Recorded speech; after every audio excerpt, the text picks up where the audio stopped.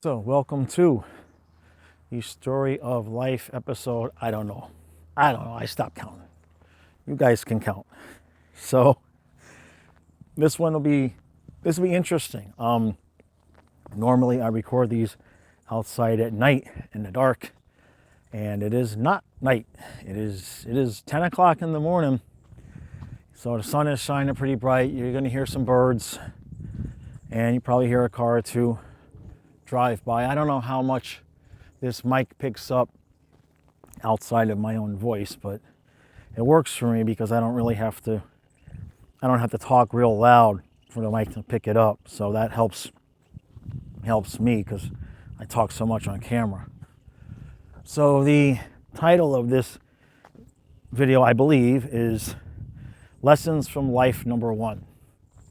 And if you have been following these Story of Life videos, you know, long story short, in the last year I lost both dogs and my 6-year relationship, and that ended a much longer cycle of 27 straight years of having dogs and 31 years of having relationships with maybe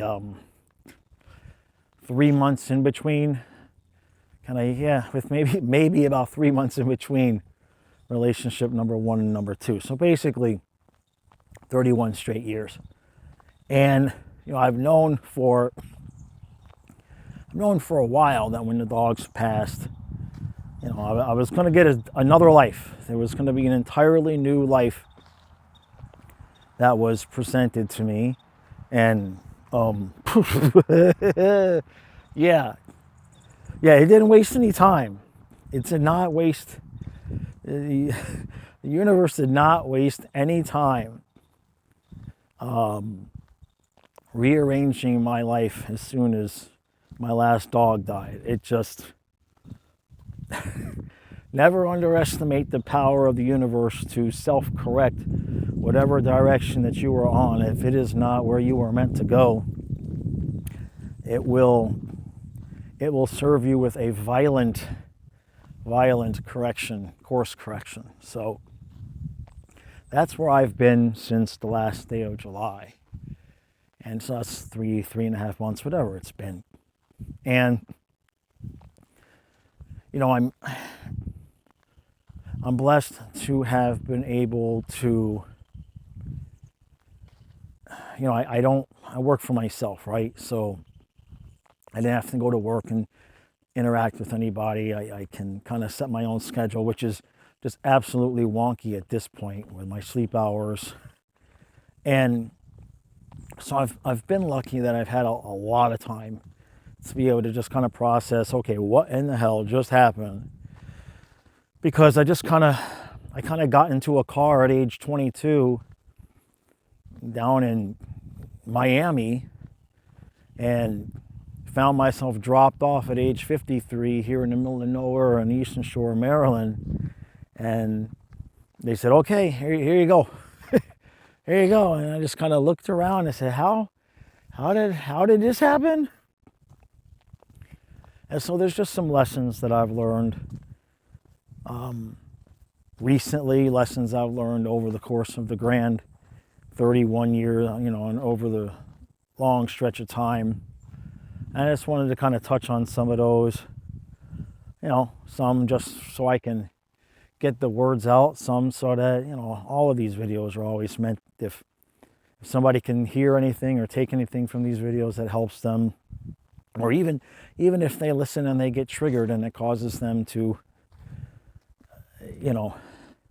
investigate the reasons why they're triggered. I guess that's what these videos are for. So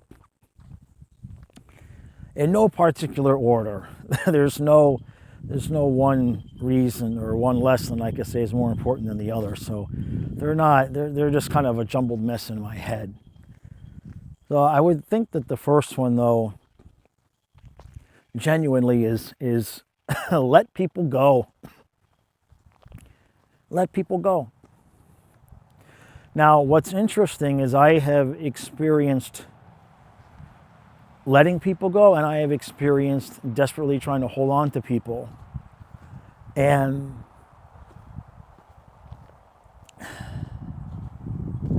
the people that I let go always end up coming back. Should I say always? Let me think about that. Oh, no, maybe not always. Maybe not always, but for the most part, the people that I just say, okay, go ahead, you want to go? Whether I'm not just talking relationships, I'm talking friendships, family, whatever it is. Eventually, you get the phone call, you get the text, get the knock at the door, like, hi, I'm sorry, can we talk? That has happened to me when I've let people go. When I have chased after people, whether you're in a relationship and somebody is saying, well, that's it, I'm going to leave, or you've exited a relationship and you're trying to get them back or get some kind of closure, or whatever it is that you're chasing, don't bother. Don't bother. Because until you let somebody just go and have experiences elsewhere and realize that either they recreated the same set of circumstances again, or the other person treated them the way that they had been treating you, and then they realize, oh, I should maybe get a hold of this person and apologize or whatever. You have to let them go to have their own experiences to make them appreciate you again. Because if somebody wants to leave your life, they don't appreciate you. It's that simple. And you might think, well, that sounds kind of harsh. But whatever relationship you're in, again, when I say the word relationship, I'm not just talking about romantic relationships, friendships, family. Whatever relationship you're in, if their boundary, so to speak, is, well, I'll work on it, but then I'm going to leave. If what you're up against in the relationship, if they feel like they can just leave as an option, if things get too difficult, then they're never going to be willing to put in the truest, fullest level of effort that somebody who desperately would say, I would never leave, would put in. Does that make any sense? So if you're somebody that would say, I would never leave, like the relationship I have with my dogs, I would happily live homeless in my van down by the river if it meant that was the only way I could be with my dogs. So there would be no circumstances where I would leave them unless God himself came down here and said, look, bro, this is what you got to do. And it's like, all right, I guess if you're telling me I have to do it. But then the flip side to that is people who would say, well, this is getting too hard, so I'm going to leave. This is getting too hard, so if it's difficult, then that proves you don't belong together, or proves that the friendship is rotten, or whatever words they might want to use. The point I'm making is that if the other person you're in a relationship with feels that way, let them go. Let them go. If they're so sure and so confident that they'll be fine without you, let them go find out whether or not they'll be fine without you.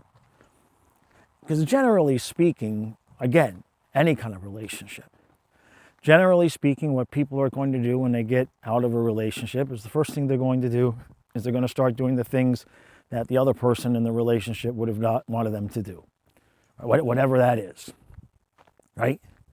I had a friendship. I still have the friendship, but he would be a certain way with women, and I would try to help him say, this is what's happening. And he just didn't want to hear it. And so, the relationship, the friendship ended up taking a pause, so to speak. And he went and did all of the things that I was telling him he shouldn't do. And he got his ass handed to him. And he kind of came back and said, well, yeah, maybe I should have listened to you. I'm like, yeah, maybe you should have listened to me. but it's cool. But that's what happens when you let people go. Now, if it's a romantic relationship, it's more difficult, right? If it's a friendship, even a good friendship, you could be like, all right, go do your thing. And how many times do they come back and go, I might have been wrong. Some of you might be experiencing that now with friends that you lost over politics. They might be coming back to you now going, oh, well, I might have been a bit, I might have had some things wrong. Romantic relationships are a little bit different. It's a little bit more difficult, right? Because you've got time invested, and you have that fear that, okay, if you let them go, a lot of times they're not coming back. A lot of times you don't know if you want them to come back. But if you are the person that is up against the other person who is saying that it's an option for them to end the friendship or an option for them to leave and leave the relationship, you're cooked already. You're cooked already, because there is nothing that you're going to do. There's nothing that you're going to say. There's no, they will tell you, well, if you did this or you did that, or if you said things this way, or if we did, there's nothing you're going to do that is going to, when they talk about leaving you, they have a vision of this freedom and independence, right? When they think about leaving you, they think, I'll just have my own place and I'll have all this freedom and I can do all of these things. And they're not wrong. But the problem is that while they're comparing what you're providing in the relationship with that sense of freedom and that sense of independence. So there's nothing you're going to do that's going to match how they feel when they imagine being free and independent. You will never beat that vibration, right? Relationships are hard. Relationships are tough. They take commitment. They take work. You have to have discussions. You have to be willing to compromise, all these things. But when you're free and independent, you don't have to do any of that. So when you're with somebody who is saying, well, this needs to happen or I'm going to leave, or you need to change or I'm going to leave, don't bother. Don't bother, because nothing you're ever going to do, nothing you're going to say, no changes that you're going to make are ever going to be better in their mind than being free and independent. And what will happen is, this has happened to me. And I've talked to many people that this has happened to, not just men. It's happened to a lot of people. They acted a certain way. The other person said that they were going to leave if the other person didn't make all these changes. And then the person makes the changes, and the other person says, well, I still want to leave, so you must make other changes. And they make the changes. And the person says, I still think I might want to leave, so why don't you make these changes? And so one person is just flopping around in the wind all over the place, just making change after change after change after change. And finally, the person that's been threatening to leave will say, well, you just keep changing. You're all over the place. I can't get a handle on you. You keep changing. You don't want to be in that position where they have asked you to change and then they're complaining about how you've changed. You don't want to be in that position. So that would be lesson number one. If whatever the relationship is, family, romantic, friend, whatever it is, if they say, I think I'm done, I think I want to leave, I'm considering leaving, just let them go. If they go out and they learn their lessons and they come back to you, you can have that discussion depending on what the situation was. But all you're going to do is give away all of your power and your emotion and your energy constantly trying to make adjustments to make somebody happy who, reality maybe, they just want to be alone and they don't want to say it, right? We're taught that we have to have somebody. We're taught that, you should stick it out through relationships and everything. And to the most, I agree with that in the most sense, but sometimes just people that really just don't want all of that commitment. They don't want that level of intimacy. They don't want to share everything that they're doing. They want to hold those pieces of themselves behind, but they also want, they want the cake without the icing. They want someone to give them the feeling of intimacy that would come from being completely transparent and would come from being honest about everything and talking about everything, in a true sense. They want that intimacy, but they're unable to lower the final wall, and they will still withhold pieces of themselves from the other person while also kind of complaining that the other person doesn't see certain pieces of them. So it can be very, very difficult emotionally to deal with those types of situations when somebody is saying that they're just going to leave. And so lesson number one is, if they want to leave, let them. Now, lesson number two, and this is the one that this is the one I got my ass kicked. I got my ass kicked recently. And it's not what you would think. I think lesson number two is, I haven't found the words of exactly how to express this, but lesson number two is, don't have closed-end goals. I'm just going to tell you what I mean. I don't know how to describe it. What I'm saying is that for decades, especially the last decade, my sole focus was making sure that I could stay home. I was working from home. I could pay my bills. I could be home with the kids and the dogs, especially as the dogs got older. And I would not have to go out and get a job, that I could be there with them. And I constantly said, I will put up with whatever in order to do that. And boy, oh boy, did the universe sent me whatever. Be careful with your language, and we'll get into that later.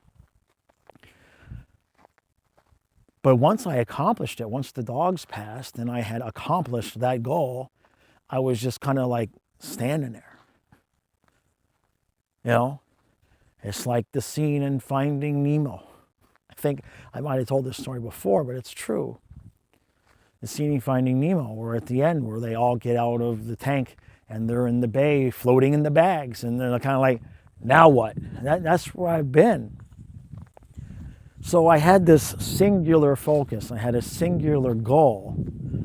And you have to be prepared a little bit in your mind about what comes next. Now, of course, in my circumstance, I didn't want to think about it. I felt like if I thought about what am I going to do after the dogs pass, well, now I'm putting the energy out there. I don't want to think about them passing. I purposefully didn't want to think about that at all.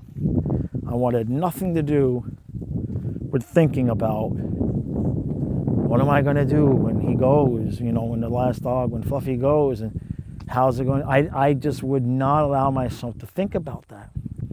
And so when it finally happened, to be honest, I don't know exactly how I would have handled it, because 3 weeks after he died, my girlfriend left. So I don't know. It's kind of like, for those of you who know, I run the hockey channel. That's the fan channel for the Florida Panthers. So while the dog was dying, the Panthers were winning the cup. So I don't really have a clean experience of them winning the cup, because as soon as the TV was over and the stream was over and the cameras were off, I'm on the floor crying with the dog. And I don't really have a clean experience of him passing, because I was still having horrible, horrible nightmares about him when my girlfriend left. That's not related. In other words, she didn't leave because of the nightmares. I'm not blaming her for that, but I'm just saying that I was effed up. I was effed up.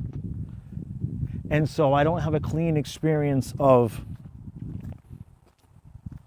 I immediately had to go from mourning for him to figuring out, oh shit, like, half the house income is gone now. And there's no hockey season, so it's not like I can just go do more videos. So, I don't have a clean experience of either of those things. But what I know is that having that singular focus, and in addition to that, not being willing to really think about and plan about what am I going to do next, that was stupid. It was stupid, but it was also probably, for my circumstance, the only way I really could have gotten through that time. I mean, the last 5-6 years, it was just, between my girlfriend and I, we met in fall of 2018. And between fall of 2018 and summer of 2024, we both got divorced. We both filed bankruptcy. We both started new businesses. She lost 2 dogs and I lost 3. Oh, and I had to go through the illness of Lyme disease. I mean, so, the last thing I wanted to do during all of that was sit there and make a plan for, okay, this is what I'm going to do when Fluffy dies. It was just like, half the time when I thought about when he was going to die, I'm like, just bury me with him, because I don't know. I don't know, man. I've gotten there now. I'm fine now, but I wouldn't wish on my worst enemy the last 3.5 months I went through.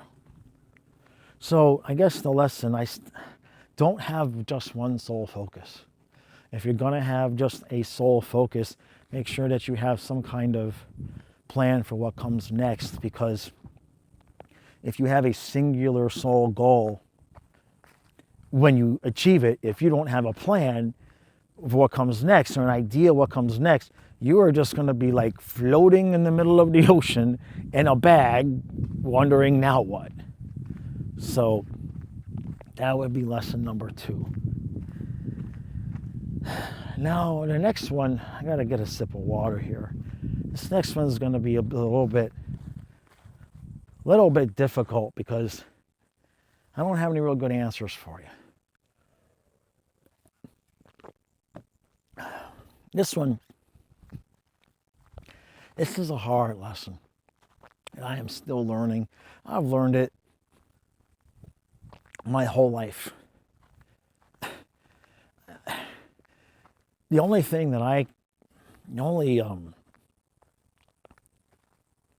conclusion I can come to is that one of the things I came here to learn is that it is going to be extremely rare. Not impossible, but it will be extremely rare that you will find somebody that's just going to be straight and honest with you about everything. And that's going back all the way to, my childhood. So, that's obviously something I've been sent here to learn, and I'll get into some of the specifics as to why I think that is. But since I was, 2, I guess, my natural mother left when I was 2, 3, somewhere in there. Well, she left a couple of times, and then she left for good at like 3.5. But I think at a young age, I just assumed. I either wanted someone so much that would be honest with me, or I think I just kind of walked through life just assuming that, because I'm kind of an open book, and I'll just be like, yeah, hey, this is what I did, and I'm going, and I don't. It doesn't cross my mind to hold back from people and to withhold information, that I just assume everybody's the same way. And that has gotten my ass kicked as well. Now, in addition to that, I have something that is a gift and a curse. And that gift and curse is that if somebody is lying to me, some magical rainbow unicorn way, completely unrelated and completely sounding impossible, the universe is going to find a way for me to find out that they've been lying. And again, this is something that has gone back all the way through, all the way back into grade school. If somebody did something to me, I wouldn't even have to go looking for it. It would just find me. I'll give you an imaginary example. And this is a made-up example, but it illustrates what I'm talking about. Let's say this did not happen. I want to be clear, this did not happen in my life, this specific incident. So let's say my girlfriend is going over to her sister's house for game night. Once a month, she goes over there to have game night. Okay. So about halfway, she's driving to her sister's house. It's not a long drive. About halfway there, the sister calls her and says, "Hey, I'm not feeling well. Let's cancel game night." My girlfriend thinks about it for a second, thinks, I've kind of been wanting some alone time. So she tells her sister, I've been kind of wanting some alone time anyway. I'm going to go see a movie. Okay.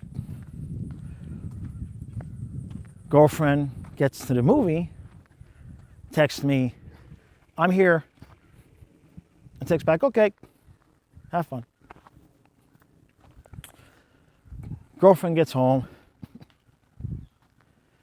I'm waiting up for her, whatever it is. It's gone a few hours. How was game night? She'll tell me a whole story about how game night was. There's a couple new people there and everything. And unfortunately for me, I will be stuck in a position because for whatever reason, her sister never has done this before. Her sister may never do this again. But for whatever reason, when her sister called her to tell her that she didn't feel well, before that, the sister had called me and just jokingly said, "Hey, I'm going to cancel game night because I don't feel well. So I guess she'll be coming home to you. I guess you got her all to yourself tonight." So for whatever reason, my girlfriend, imaginary girlfriend, will have chosen to lie to me about game night, and instead of telling me that, well, my sister canceled, so I wanted to go to a movie, so I did. Instead of telling me that, she will make up an entire story about the game night that I'm sitting there knowing never happened. And now I'm stuck. Because, well, what do? Do I really want to start an argument accusing her of lying about game night? You have to choose your battles, right? And the other part is that, you're sitting there and you are just very, very, it hurts. It's disappointing and it hurts because, well, if she's lying about this, if she's willing to lie about something so insignificant as she went to a movie instead of game night, well, how do I know what to believe? So my curse and gift is that when somebody's hiding something from me, when somebody is lying about me or saying something behind my back, it might take 5 years. I've had things take 3-5 years to circle back around, and I find out. And it is almost always through no action of my own. Something will something will arrive in the mail. And I'll be like, wait a minute, this doesn't seem right. So I'm, on one hand, always on the hunt for someone who's going to be just completely open and honest.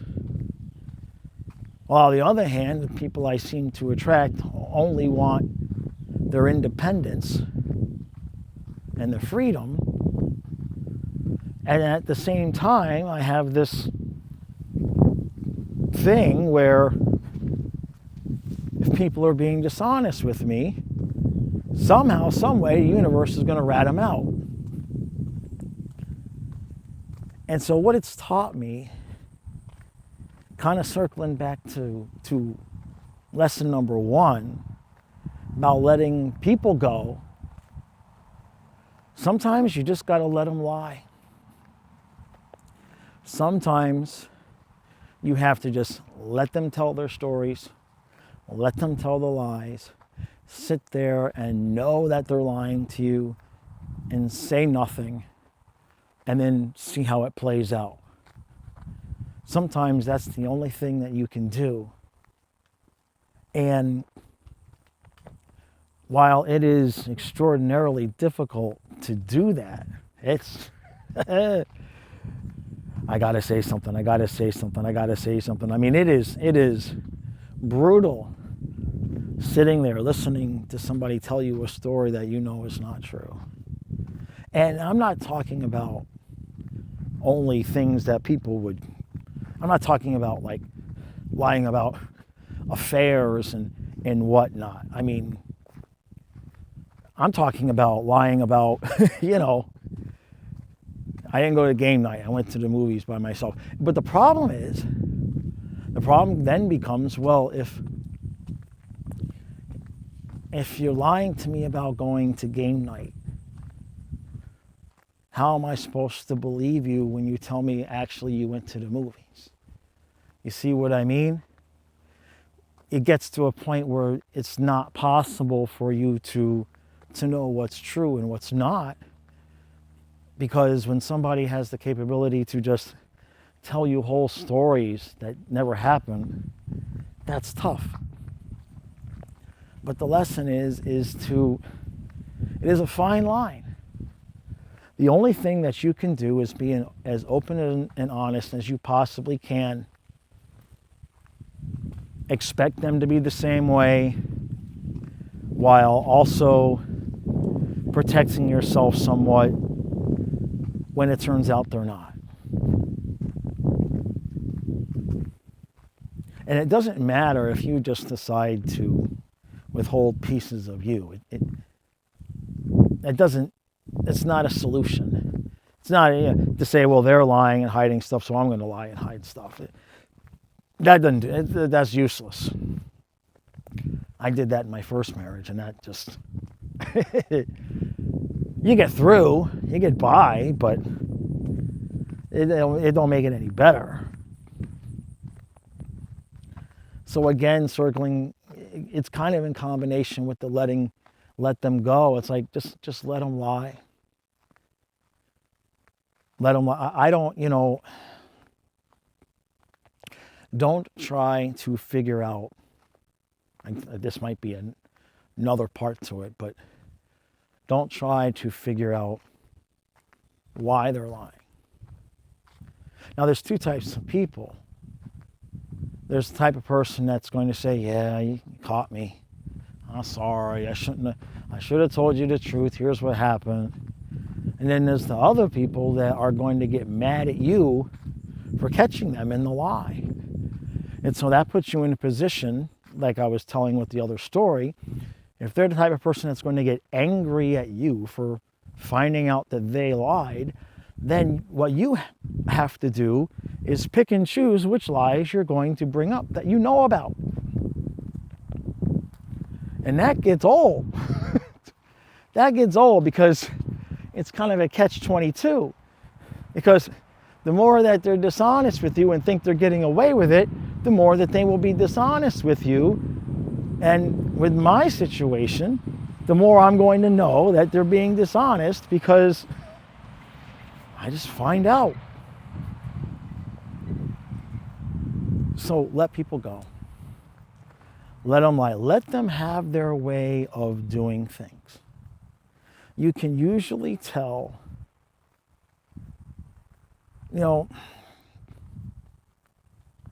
when you meet somebody, again, this is any relationship, not just romantic, you can tell.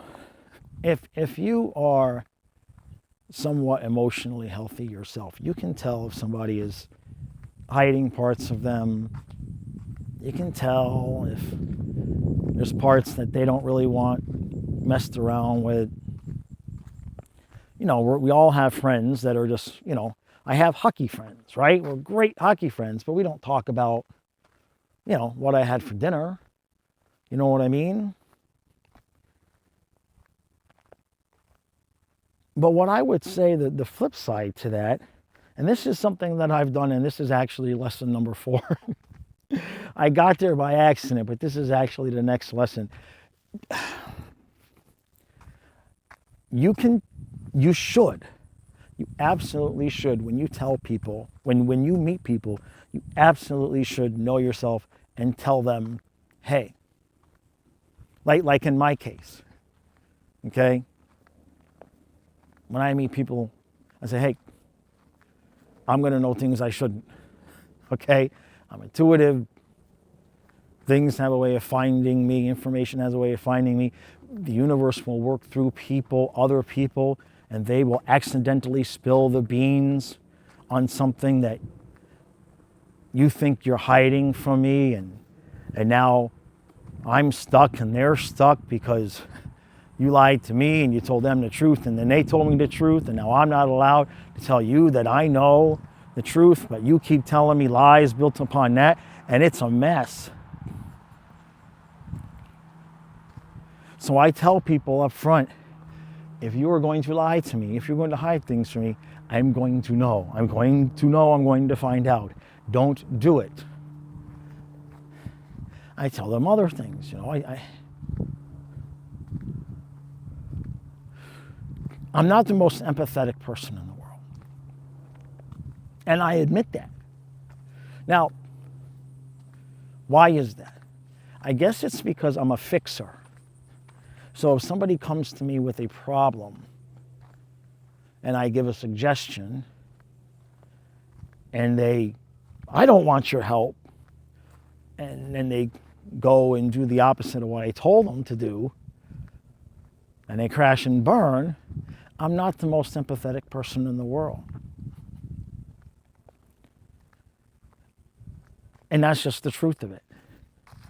But I tell people up front, like, hey, if you're going to ask my advice and you're not going to follow it, don't come crying to me when exactly what I said was going to happen, happened.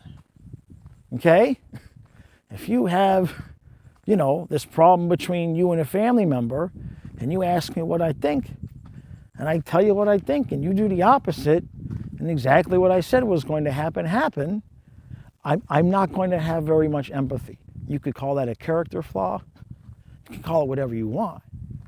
That's how I'm built. That's how I am. But I tell people up front. I don't hide it. And here's the thing I've learned.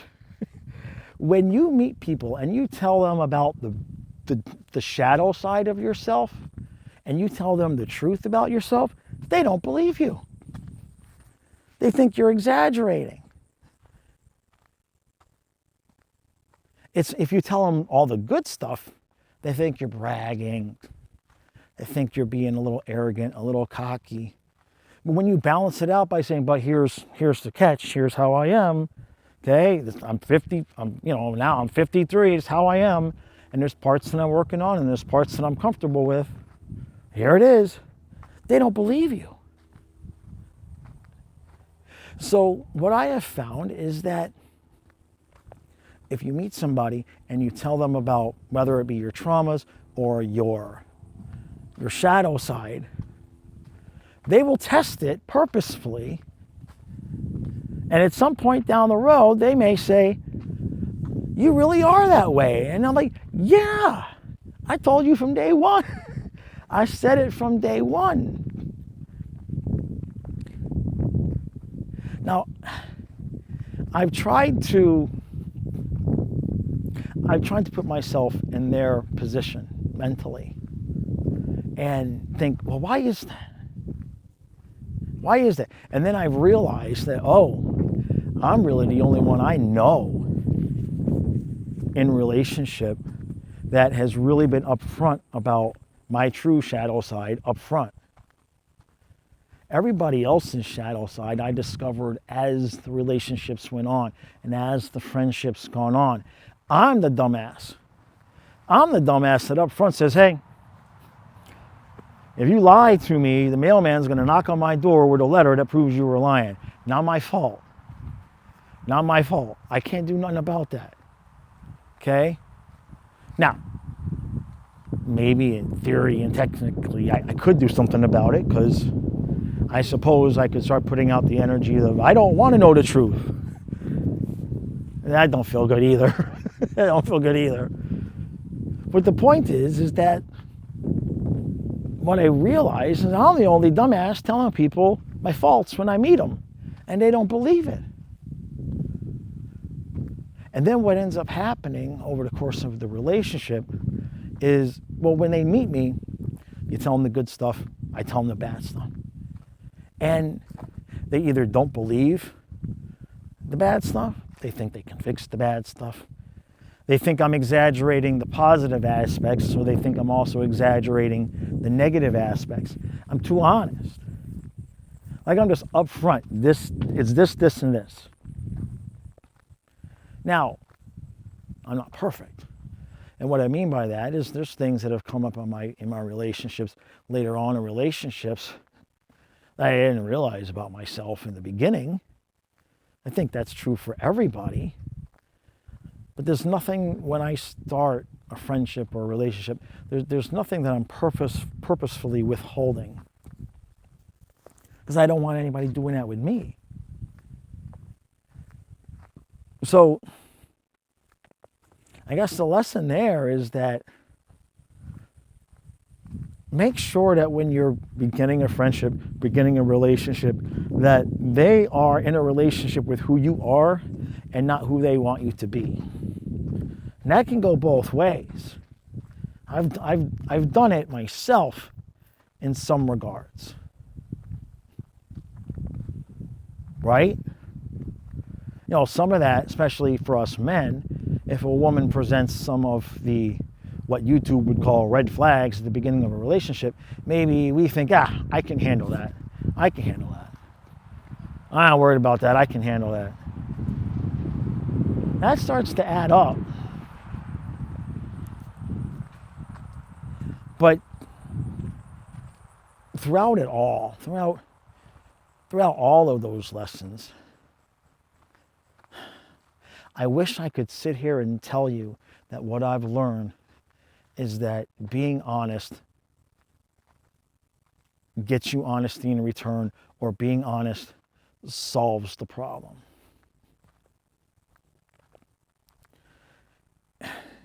If honesty is the problem, it might be tough for honesty to be the solution. If somebody has been lying, or if you have been lying, when you go to present the truth, when you bring and say, hey, here's the truth, how are they supposed to know you're telling the truth now?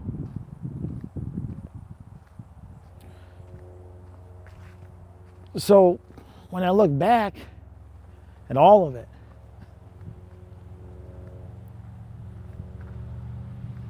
I think that that's why we're able to have such a relationship with animals. A dog ain't gonna lie to you. Dog's not gonna really care about your shadow side unless you're abusive to the animal, right? Animals, they are who they are. I'm gonna cry on this one. The day I got Fluffy, I picked him up, and he put one arm around my arm and gave me one kiss. And 1,000 times over the course of those 11 and a half years, he did the same thing.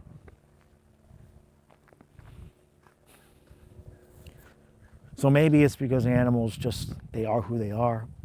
They don't really change, right?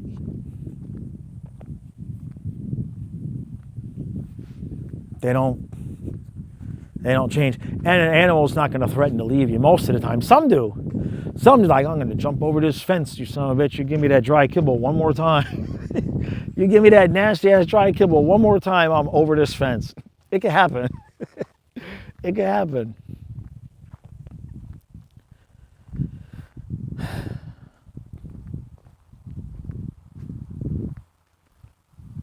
Now,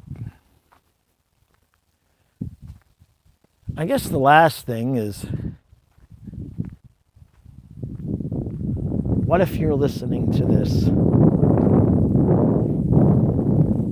And at whatever point, I've been it. I've been the liar. But what if you're listening to this and right now you're the one that's hiding? Lying is such a triggering word, isn't it? All of the words, I mean, they've got a sharp tone to them. People will admit not telling the truth, but if you call them a liar, ooh, it's the same thing, but,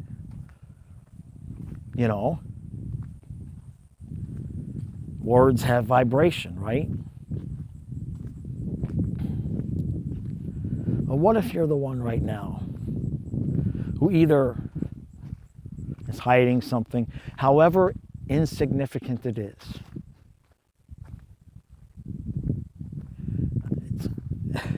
You would be amazed at the stupidity of some of the things that people lie about. Oh, I went out to dinner, I had a steak. You look at the receipt, they had chicken. You say, hey, let's go back to that restaurant where you got that steak. What kind of steak was it? It's a prime rib. It was delicious. You sure you didn't get the chicken? No, I had steak. Why are you lying to me? Why do I care what you ate? The point to that, it's a stupid example, but the point is that occasionally there's that reason that you maybe want to leave out part of the truth. Happens to everybody. Nobody's perfect. But if there's a history there of, and it might go all the way back, like my desire for honesty goes all the way back to my mother leaving and what my father said to me when she left. My desire for wanting someone who's just going to freaking tell me the truth. I can accept any truth. Just don't hide things from me.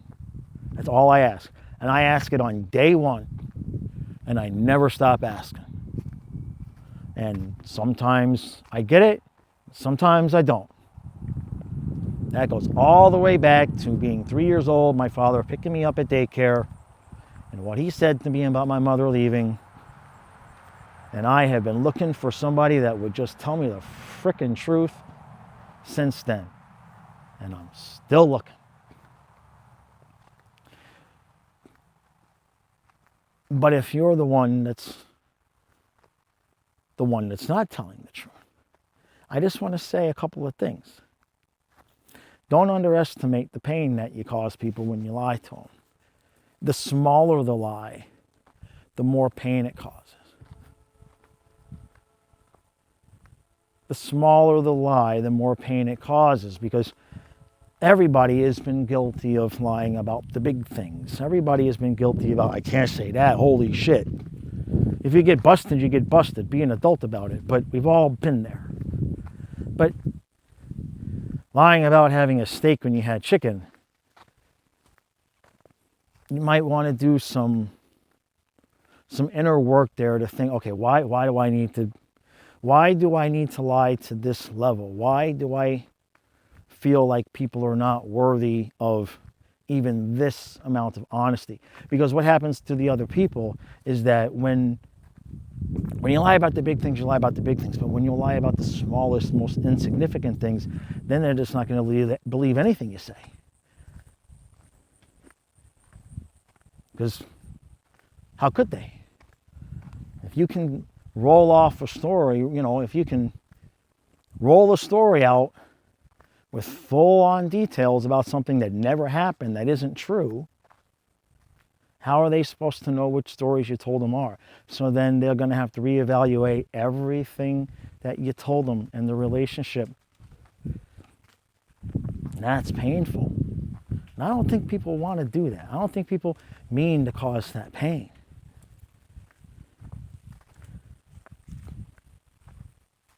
So I would recommend, because suggest is a triggering word, right? But if I recommend something, it's a little bit softer. I would recommend figuring out, okay, why? Admitting to yourself, I kind of do this.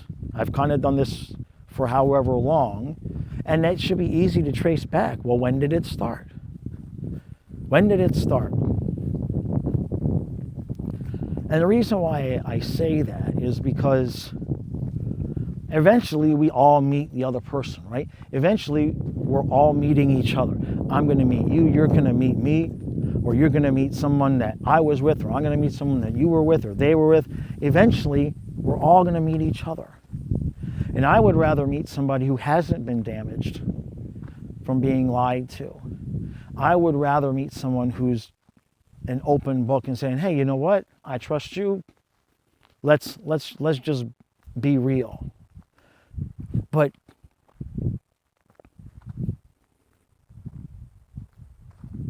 like someone like myself, I got lucky. I was able to process my life over the last 3 months, right? Most people don't have that luxury of time. And so we just bounce from one trauma to the next, to the next, to the next. And we never really sort it out. And most people don't want to do the work of being honest with themselves about why they do the things they do and how they got the way they are. Because most times it goes back to sometime between age 3 and 13. Almost everything goes back to that. Probably earlier than 13, but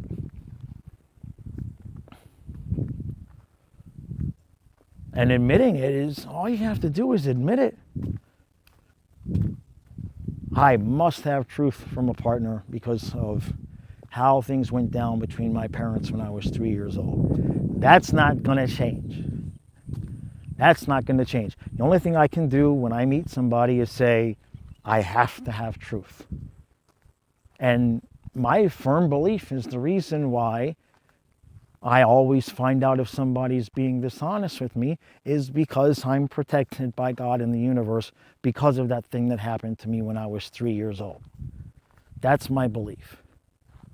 It's not a malicious thing. It's not a threat when I tell somebody I'm going to know. It just is.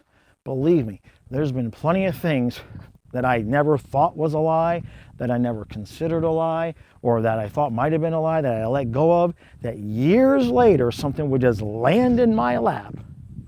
And I'd be like, holy shit, they were lying to me.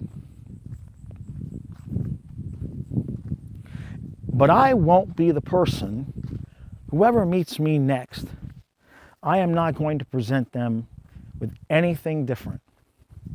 I am not going to be the damaged person. I will say the same things over and over again and ask for the same things. So in your own life, what is it? I'm talking to everybody now. What's the thing? What's the one thing that you must have in a relationship or a friendship or from your family? And what's the shadow side? What's the thing that you need to be aware of? And sometimes the shadow side is it's just like with mine. I must have honesty. That's not changing. It can present as a shadow because of the damage it causes myself when other people are not honest with me. I have to relive that trauma over and over and over and over and over and over again every time I find out somebody's lying to me. And I have to fight that off on a daily basis. I have friends that I know have been dishonest with me over the years. We've mended it. We've fixed things. Do I think they're 100% honest with me right now? No, not always. I tend to attract people that want the ability to tell me stories about things that never happened and not quite be honest and truthful about things, but want the vibration of full honesty and intimacy from me in return. That is something I realized going all the way back into basically grade school.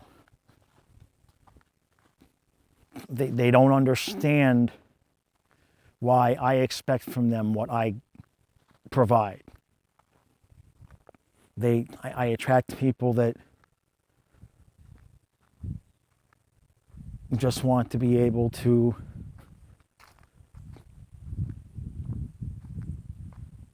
not be confronted with being told that they were dishonest. And that's gone through my whole life, whether it was my mother, my father, my friends, my relationships. When I say, hey, I know you were lying about this thing, oh my God, it's across the board. It is not just one person.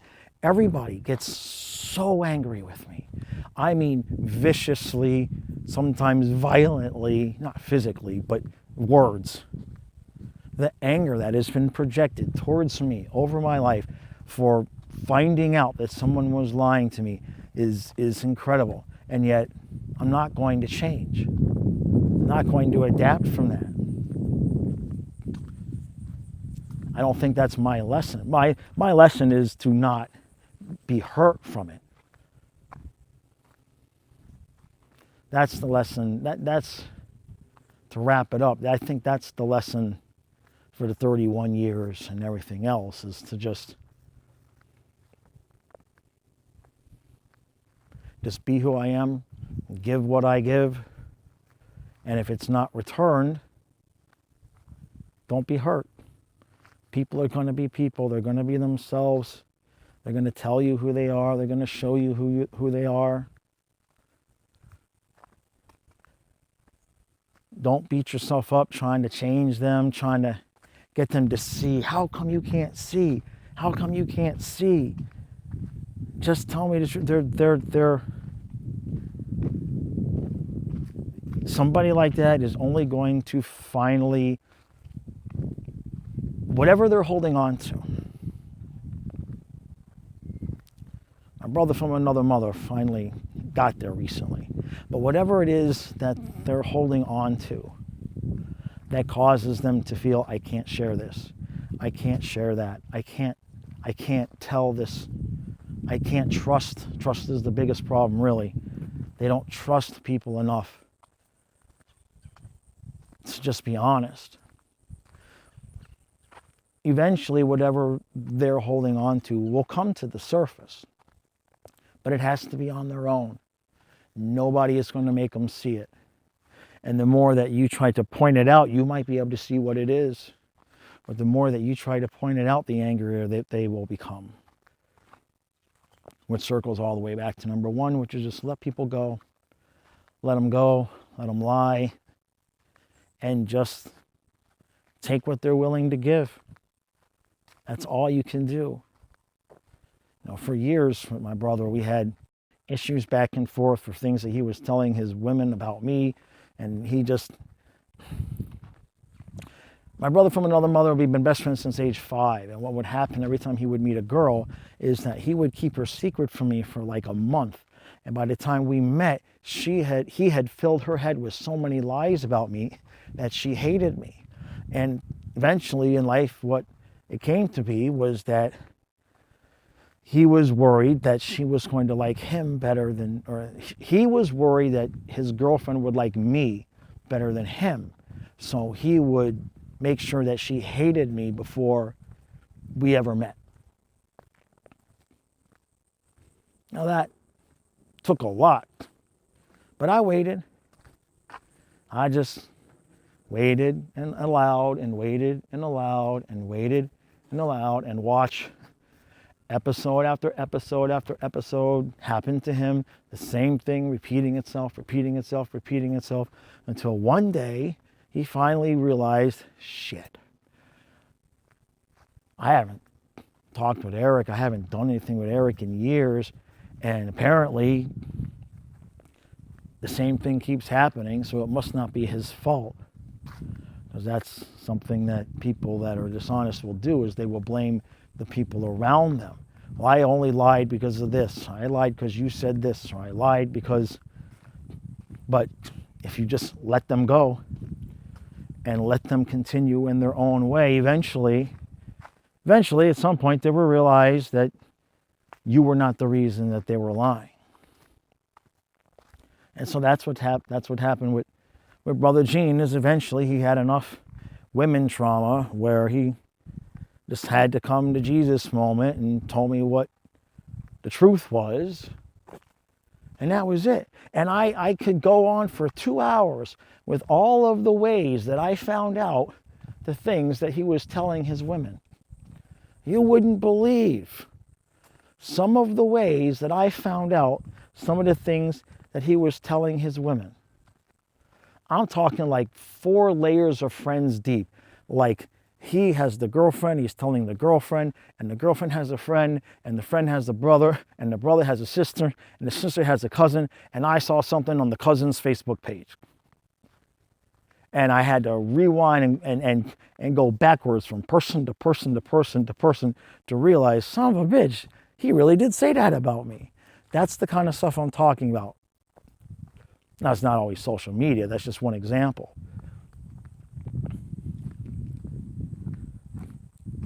I've had stuff arrive at the house in the mail.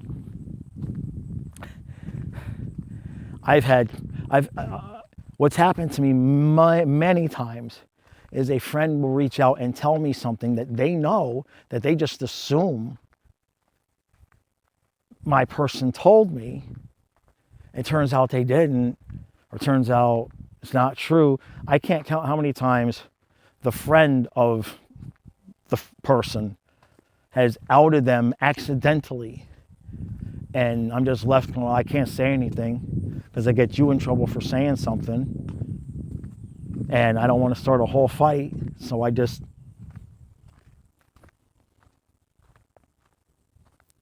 So the best thing you can do, last thing I'll say, the best thing you can do is just be yourself, do the best you can, know yourself, be honest about who you are up front with people, and then see how they respond. See how they react to you.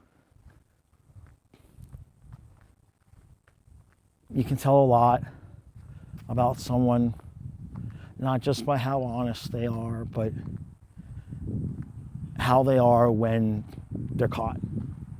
Nobody's perfect. We all tell our little secrets. We all have things.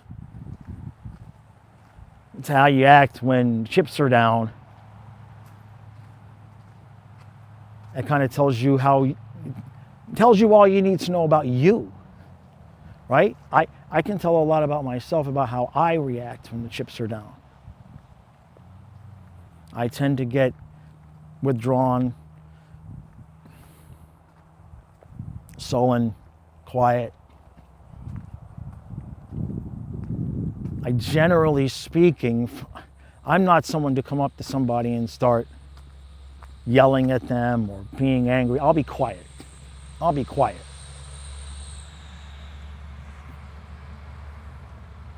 You hear the sound of my voice. It's being quiet is probably better for me than going up to somebody and making accusations. You just have to know yourself. But 31 years, that was life number 1. Now I got life number 2. I'm leaving the house in a couple of hours to go talk with some people in town. I'm going to be performing hopefully a monthly show The name of the show is titled A Night with an Intuitive. It's going to be a live show in front of people. I'm going to be at a couple of restaurants. I'm working with the theater. The shows are going to be a benefit for the Humane Society. So they will get the ticket money, but that will draw me people in, and then that will land me clients for readings and coaching, and will get my name out there to be able to do shows where I'm not splitting it with the Humane Society, but doing it this way up front will fill the restaurants, will fill the seats, and that'll get me in front of people. And so that's life number 2, because wherever that takes me is where I'm going. I'm free to travel wherever I want. Kyle can run parts of the eBay business if I'm gone for a few days at a time. There's no dogs for me to worry about taking care of. So if I need to go, whether it be to Baltimore or Philadelphia or New York or Miami, wherever I'm going to be traveling around, wherever it is, that's life number 2. It's not a small thing. Somebody recently said to me, I don't know what you think you're going to pull off. Well, I didn't know. I didn't know what I was going to pull off after the dogs died. I didn't want to think about it at all. Now I know. And what I know is that I spent 27 years with a singular focus and a singular goal of being home with them. And I was successful in every possible way that I could be. I'm taking that vibration and applying it to life number 2. And eventually the people that want to come along for the ride will show up. And that's it. I hope you enjoyed this episode. Now I got to go do a hockey live stream.